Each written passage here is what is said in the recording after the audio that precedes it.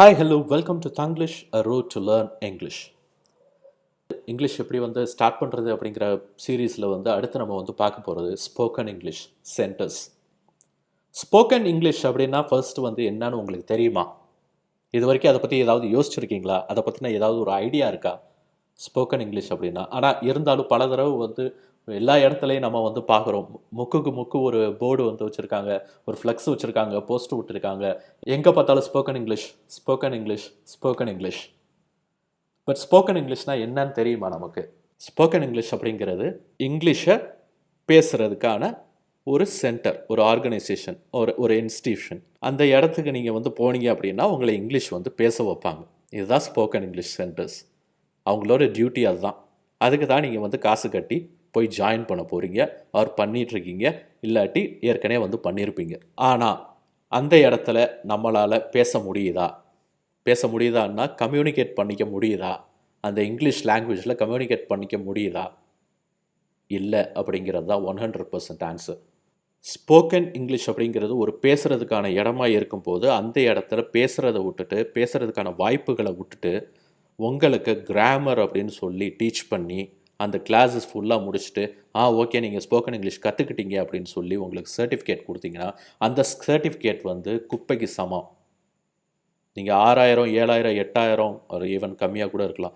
அந்த இது சர்டிஃபிகேட் ஒன்று இருந்துச்சு அப்படின்னா அந்த சர்டிஃபிகேட்டை இப்போயே எடுத்துகிட்டு கொண்டு போய் குப்பையில் போட்டுருங்க. உங்களுக்கு கிராமர் மட்டும் சொல்லி கொடுத்துருந்தாங்க அப்படின்னா.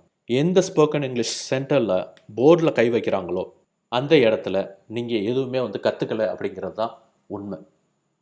நீங்கள் நம்பாட்டியும் அதுதான் நெசம். இதை எப்படி நம்ம கண்டுபிடிக்கிறது? அப்போ ஸ்போக்கன் இங்கிலீஷ் கிளாஸ் போகவே கூடாதா அப்படின்னா கண்டிப்பாக போகணும். யார் போகணும் அப்படின்னா பேசிக் லெவலில் இருக்கிறவங்க ஸ்போக்கன் இங்கிலீஷ் கிளாஸஸ் கற்றுக்கிறது ஒரு பெரிய அட்வான்டேஜ். ஏன்னா பேசிக் லெவலில் இருக்கிறவங்க யாருன்னு சொன்னேன், ஜஸ்ட் எழுத படிக்க தெரிஞ்சவங்க மட்டும், வேறு எதுவுமே தெரியாது. அந்த மாதிரி ஆட்கள் இருக்கிறவங்க ஸ்போக்கன் இங்கிலீஷ் கிளாஸ் போகிறது ரொம்ப ரொம்ப பெஸ்ட்டான ஆப்ஷன். அவங்களுக்கு புதுசாக அந்த கிராமர் ரூல்ஸ் எல்லாமே கொஞ்சம் ஓரளவுக்கு தெரிஞ்சுக்கும். பட் இந்த இன்டர்மீடியட் லெவலில் இருக்கிறவங்க இருக்காங்க பார்த்தீங்களா, எனக்கு எல்லாமே புரிஞ்சுக்க தெரியும், நான் இப்போ ஏதாவது வாசிக்கிறேன் அப்படின்னா ரீட் பண்ணுறேன்னா அதுலேயே என்ன சொல்ல வராங்கங்கிற கான்டெக்ஸ்ட் எனக்கு புரியுது. அந்த மாதிரி ஆட்கள் நீங்கள் ஸ்போக்கன் இங்கிலீஷ் கிளாஸஸ்க்கு போகாதீங்க. ஸ்போக்கன் இங்கிலீஷ் கிளாஸஸ் ஒரு வேளை போகணும், ஒரு என்கொயர் பண்ணணும், எங்கள் அப்பா அம்மா தொல்லை தாங்க முடியல, என்னை அங்கே போய் சேருங்க அப்படி இப்படின்னு சொல்கிறாங்கன்னா அவங்களுக்கு இந்த வீடியோ போட்டு காட்டுங்க. நீங்கள் ஃபர்ஸ்ட் போய் என்கொயர் பண்ணுங்கள். அந்த இடத்துல என்ன எடுக்க போகிறாங்க, என்ன கிளாஸஸ், டெய்லி கிளாஸஸ் எப்படி இருக்க போகுது அப்படிங்கிறத என்கொயர் பண்ணுங்கள். அந்த என்கொயர் பண்ணுறப்போ அதில் தெரிஞ்சிடும். First class nouns, second class pronouns or verbs, அந்த மாதிரி ஃபுல்லாகவே ஒரு 30 டேஸுக்கு கிராமர், ஒரு 30 டேஸ் கூட இல்லை, ஒரு 25 டேஸ்க்கு கிராமர், அதுக்கப்புறம் மீதி இருக்க 5 டேஸ் பேச வைக்கிறதுக்கான ஸ்கில்ஸ் டெவலப் பண்ணுறோம் அப்படின்னா அந்த இடத்துக்கு தயவு செஞ்சு போகாதீங்க. அதுக்கு பதிலாக உங்கள் ஊரில் இல்லை உங்கள் தெருவில் எங்கேயாவது கம்யூனிகேட்டிவ் இங்கிலீஷ் அப்படின்னு சொல்லிட்டு ஏதாவது ஒரு இன்ஸ்டிடியூஷன் ஆரம்பிச்சிருந்தாங்க, இல்லாட்டி நடந்துகிட்டு இருக்கு, இல்லாட்டி ஆரம்பிக்க போகிறாங்க அப்படின்னா அந்த இடத்துக்கு போங்க. எனக்கு தெரிஞ்சு சென்னையில் பிரிட்டிஷ் கவுன்சில் ஆஃப் இந்தியா இந்த வழிமுறையை தான் ஃபாலோ பண்ணுறாங்க. ஃபர்ஸ்ட் போனவொடனே உங்களுக்கு ஒரு இன்டர்வியூ நடக்கும். அந்த இன்டர்வியூவில் அவங்க ஜட்ஜ் பண்ணிடுவாங்க, நீங்கள் பேசிக்காக, இன்டர்மீடியட்டாக இல்லை அட்வான்ஸ்டாக அப்படிங்கிறத ஜட்ஜ் பண்ணிடுவாங்க. ஸோ உங்களை அந்த குரூப் ஆஃப் ஸ்டூடெண்ட்ஸோட மட்டும்தான் போடுவாங்க. அந்த இதுக்கு என்ன தேவையோ அந்த கிளாஸஸ் மட்டும்தான் நடக்கும். Whereas normal spoken English centres இது எல்லாத்துலேயுமே என்ன நடக்கும் அப்படின்னா அவங்களுக்கு தேவை ஸ்டூடெண்ட்ஸ் ஃபுல்லாகிறது.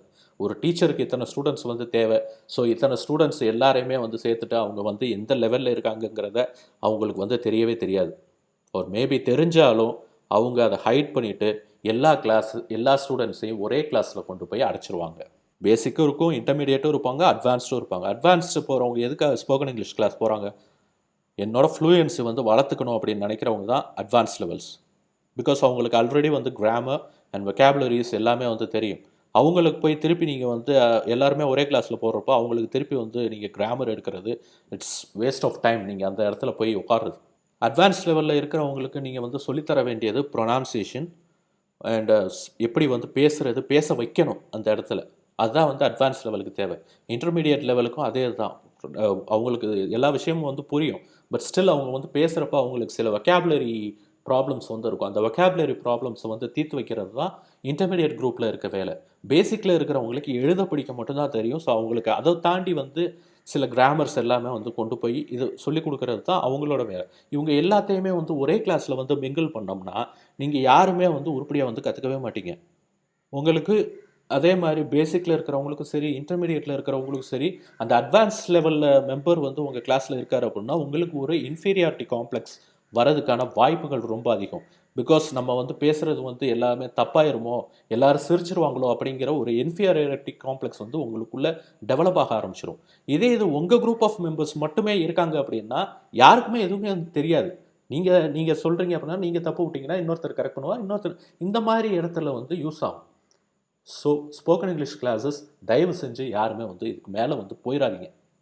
பேசிக்கில் இருக்கிறவங்கள தவிர வேறு யாருமே வந்து ஸ்போக்கன் இங்கிலீஷ் கிளாஸ் போயிடாதீங்க. இதுதான் ரொம்ப முக்கியமான விஷயம். இதை சொல்லணும் அப்படிங்கிறதுக்காக தான் ஒரு வீடியோ வந்து போட்டேன். சரி, இப்போ இந்த லெசனில் இருந்து நம்ம வேறு என்னெல்லாம் கற்றுக்கலாம் அப்படிங்கிறத வந்து பார்ப்போம். சரி, ஸ்போக்கன் இங்கிலீஷ் கிளாஸஸ் வந்து போக வேணும்னு சொல்லியாச்சு. அப்போ நான் எப்படி தாண்டா இங்கிலீஷ் கற்றுக்கிறது அப்படின்னு நினச்சிங்க அப்படின்னா, தூங்கி எந்திரிக்கிறீங்களே, தூங்கி எந்திரிச்ச உடனே அப்படியே பாருங்கள், சுற்றி முற்றி பாருங்கள். உங்களுக்கு பக்கத்தில் இருக்க ஐட்டம்ஸ், ப்ராடக்ட்ஸ், பொருள் எல்லாத்தையுமே வந்து உங்களால் இங்கிலீஷில் வந்து நேம் பண்ண முடியுதா அப்படிங்கிறத வந்து பார்த்துக்கோங்க. லைக் டிவி, டெலிவிஷன், ஸ்விட்ச், water bottle, battery system, remote, mobile, இந்த மாதிரியெல்லாம் உங்களால் கண்டிப்பாக வந்து இது பண்ண முடியும். அதை வந்து யூஸ் பண்ணுறப்போ ஃபர்ஸ்ட் ப்ராசஸ் இங்கிலீஷில் லேர்ன் பண்ணுறதுக்கு என்ன ஃபர்ஸ்ட் ப்ராசஸ் அப்படின்னா திங்கிங். திங்க் பண்ணால் மட்டும்தான் உங்களால் இங்கிலீஷை வந்து டெவலப் பண்ணி கொண்டு போக முடியும். ஸோ இப்போ வந்து மொபைல் வந்து யூஸ் பண்ணுறீங்க, அது அப்படியே இங்கிலீஷில் மனசுக்குள்ளே சொல்லி பாருங்கள். ஐ ஆம் யூஸிங் மை மொபைல். ஐ ஆம் யூஸிங் மை மொபைல். என் மொபைலை வந்து நான் யூஸ் பண்ணுறேன். ஐ ஆம் யூஸிங் மை மொபைல். ஐ ஆம் ஈட்டிங். ஐ ஆம் ஈட்டிங். அது கூட வந்து இன்னொரு வார்த்தையை வந்து போட்டுக்கோங்க. ஐ ஆம் ஈட்டிங். என்ன ஈட் பண்ணுறீங்க? இட்லியா, தோசையா, சப்பாத்தியா, அந்த மாதிரி. I see a blue pen. ஒரு ப்ளூ பென் உங்கள் முன்னாடி கண்ணுக்கு தெரியுது அப்படின்னா I see a blue pen. So இந்த பேனா ஒன்று இருக்குது. பேனாங்கிறது நவுனு, பெயர் சொல். சரியா? அது என்ன கலர் பேனா? ப்ளூ கலர் பேனா. ஸோ ஒரு பேனா, அதை டினோட் பண்ணி சொல்கிறது, எக்ஸ்ட்ராவாக டினோட் பண்ணி சொல்கிறது வந்து அட்ஜெக்டிவ். பேனாங்கிறது நவுனு, ப்ளூ அப்படிங்கிறது adjective. I see a blue pen. ஒரு பேனாவை வந்து பார்க்குறீங்க, அந்த பேனாங்கிறது நவுனு, அந்த பேனாவோட குறிப்பிட்டு சொல்கிறது என்ன கலர் பேனா அப்படிங்கிற குறிப்பிட்டு சொல்கிறது வந்து அட்ஜெக்டிவ். ஸோ ப்ளூ கலர் பேனா. ஸோ ப்ளூ அப்படிங்கிறது ஒரு அட்ஜெக்டிவ். இந்த அட்ஜெக்டிவ் கிளாஸை வந்துக்கிட்டு அங்கே உட்காந்து 1 மணி நேரம் மாங்குன்னு உட்காந்து சொல்லி கொடுத்துட்ருப்பாங்க. இதே மாதிரி நீங்கள் வந்து தனித்தனியாக வந்து ப்ராக்டிஸ் பண்ணி பாருங்கள். I see a red water bottle. So இந்த ரெட் அப்படிங்கிறது இஸ் அன் அட்ஜெக்டிவ். இப்போ ஒரு எக்ஸாம்பிள் வந்து ரொம்ப சிம்பிளான சென்டென்ஸாக ஃபார்ம் பண்ணுறதுனால, இப்போ நீங்கள் ரோட்டில் நடந்து போயிட்டுருக்கீங்க, ஒருத்தர் வேகமாக ஓடுறான். எப்படி சொல்லுவீங்க? He is running fast. He is running fast. Running fast. He is running fast. So அந்த இடத்துல ரன்னிங் அப்படிங்கிறது வந்து வேர்ப். சரியா? வினைச்சொல். ஒரு செயலை எப்போ வந்து செய்கிறீங்களோ அது வந்து வினைச்சொல், வேர்ப். அதை எப்படி செய்கிறான்? எப்படி ஓடுறான்? ஃபாஸ்ட்டாக ஓடுறான், வேகமாக ஓடுறான். ஸோ ஃபாஸ்ட் அப்படிங்கிறது அந்த இடத்துல ஒரு அட்வர்ப். ஒரு வேர்பை டினோட் பண்ணி சொல்கிறது தான் adverb. He is running fast. Running ஒரு இதை செய்கிறான், ஒரு செயலை செய்கிறான். எப்படி செய்கிறான் அப்படிங்கிறது அது வந்து அட்வர்ப். இது ஒரு கிளாஸ். இந்த கிளாஸை 1 மணி நேரம் உட்காந்து பல எக்ஸாம்பிளோடு வந்துக்கிட்டு இது பண்ணிகிட்டே இருப்பாங்க. ஒரு நாள் வந்து முடிஞ்சு போயிடும். அடுத்து ஒரு படம் பார்த்துக்கிட்டு இருக்கீங்க, ஒரு மூவி பார்த்துட்ருக்கீங்க. அதில் வர வில்லன் வந்து ரொம்ப டெரரான வில்லனாக இருக்கான், ஒரு க்ரூவல் வில்லனாக இருக்கான். க்ரூயல் கிடையாது, cruel. He's a cruel villain. He is a cruel villain. He is a cruel villain. Cruel, ரொம்ப க்ரூயல் அப்படின்னு சொல்லக்கூடாது, க்ரூவல். சரியா? ஸோ வில்லன் அப்படிங்கிறது ஒரு நவுன், ஒரு பெயர் சொல். வில்லனுக்கு வில்லன் தான் பெயர். ஸோ அது வந்து ஒரு பெயர் சொல். எப்படிப்பட்ட வில்லன்? க்ரூவலான வில்லன், டெரரான வில்லன். ஸோ அந்த இடத்துல க்ரூவல், டெரர் இதெல்லாம் வந்து அட்ஜெக்டிவ். அவ்வளோதான், முடிஞ்சு போச்சு. இது ஒரு சிம்பிளான கிராமர். இதுக்கு ஒரு கிளாஸ் தனியாக வந்துக்கிட்டு ஒரு மணி நேரம் உட்காந்து நடத்திட்டு இருக்காங்க கிளாஸில். பல எக்ஸாம்பிள்ஸ் வந்து கொடுத்துட்டு பேசிக் வந்து உங்களுக்கு இவ்வளோ தான் தேவை. இந்த மாதிரியான கிராமர் தான் உங்களுக்கு தேவை. நீங்கள் அது வந்து அட்ஜெக்டிவா இல்லை அட்வர்பா அப்படிங்கிறதெல்லாம் பார்க்க போகிறதில்ல. நம்ம வந்து அது சென்டென்ஸில் வந்து எப்படி யூஸ் பண்ண போகிறோம், அவ்வளோதான். இது ஒரு சிம்பிளான சென்டென்ஸை வச்சு நம்ம வந்து கிராமர் வந்து ஈஸியாக வந்து கற்றுட்டு போகலாம். இதுக்கு எதுக்கு ஸ்போக்கன் இங்கிலீஷ் கிளாஸு? நல்லா யோசிங்க மக்களே. சிரிக்கிறதுக்காக சொல்ல, சிந்திங்க. ஸோ இந்த மாதிரி உங்களால் வந்து சிம்பிள் சென்டென்சஸ் வந்து ஃபார்ம் பண்ணி எல்லாமே வந்து பேச முடியுதுன்னா டே டு டே லைஃப்பில் வந்து அதை யூஸ் பண்ணிக்கிட்டே இருங்க. யூஸ் பண்ணுறேன்னா இங்கிலீஷில் உங்களை நான் இப்போதைக்கு பேச சொல்லலை. இப்போதைக்கு அதை வந்து திங்க் பண்ண ஆரம்பிங்க எல்லாத்தையுமே. நான் வந்து விளையாண்டுக்கிட்டு இருக்கேன் அப்படின்னு நீங்கள் தமிழில் நினைக்கிறதுக்கு பதிலாக ஐ எம் பிளேயிங் அப்படின்னு சொல்லிட்டு நீங்கள் இங்கிலீஷில் நினைக்க ஆரம்பிங்க. திங்க். ஒன்ஸ் நீங்கள் வந்து இங்கிலீஷில் திங்க் பண்ண ஆரம்பிச்சிட்டிங்க அப்படின்னா the next process which is speaking is very easy to you. Once நீங்கள் வந்து திங்க் பண்ண ஆரம்பிச்சிட்டிங்க அப்படின்னா அடுத்த ப்ராசஸ், பேசுகிற ப்ராசஸ் வந்து ரொம்ப ஈஸியாக இருக்கும் உங்களுக்கு. ஆஃபீஸ்க்கு பஸ்லேயோ இல்லை கேப்லேயோ வந்து போகிறீங்களா, I am travelling in a cab, I am travelling in a bus. Travel பண்ணி போயிட்டுருக்கீங்க, ஸோ ட்ராவலிங், அவ்வளோதான். I am travelling in a bus, I am travelling in a cab. So அந்த இடத்துல வந்து அந்த பஸ்ஸுக்கு வெளியவோ இல்லை கேபுக்கு வெளியோ ஜன்னல் வழியாக வந்து பார்த்தீங்கன்னா ஒரு பர்சன் வந்து கிராஸ் பண்ணி போகிறாரு. He is crossing the road, he is crossing the road. அதே இது ஷீ போட்டிங்கன்னா she is crossing the road. இந்த மாதிரி சிம்பிளான சென்டென்சஸ் வச்சு நம்ம வந்து இங்கிலீஷை ஈஸியாக வந்து கற்றுக்க முடியும். இந்த லெசனில் நிறையா வந்து கற்றுருப்பீங்கன்னு நினைக்கிறேன். ஆனால் நான் சொல்ல வந்த முக்கியமான விஷயம், ஸ்போக்கன் இங்கிலீஷ் கிளாஸஸை டோட்டலாக வந்து அவாய்ட் பண்ணுங்கள். எந்த சென்டென்ஸ் வச்சுருந்தாலும் அந்த சென்டென்ஸில் காசு கொடுத்து போய் ஏமாறாதீங்க. மீண்டும் அடுத்த வீடியோவில் உங்களை சந்திக்கும் வரை உங்களிடமிருந்து விடைபெறுவது உங்கள் அருண். இந்த சேனலுக்கு யாராவது சப்ஸ்கிரைப் பண்ணலைன்னா மறக்காமல் சப்ஸ்கிரைப் பண்ணி பக்கத்தில் இருக்க பெல் ஐக்கான் நோட்டிஃபிகேஷன் ஐக்கானையும் கிளிக் பண்ணிடுங்க. தேங்க்யூ. டடா.